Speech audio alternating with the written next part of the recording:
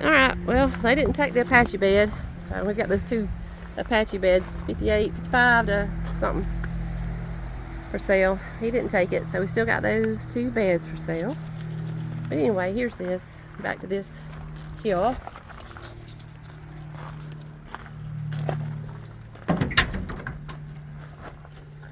That fender's a meshing on that door.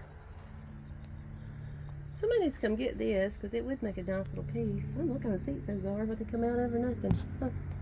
We got stuff laying around everywhere. We never know what we got, or we find stuff and we're like, oh my goodness, I didn't know we had that. And then we get to looking for stuff and can't find it. You know how that goes? Come here, Molly. There's a table. There's all kind of stuff in here. You never know what you're going to find when you open these things up. We forget what's in it. This is nice though. Somebody's going to get this and redo it. But anyway, here we go. I got this 58. The 50's front end over here. It don't go with it, but maybe somebody's got a front end and needs a vehicle to go on the back of that front end. Who knows? Y'all come see us in Toccoa, Georgia.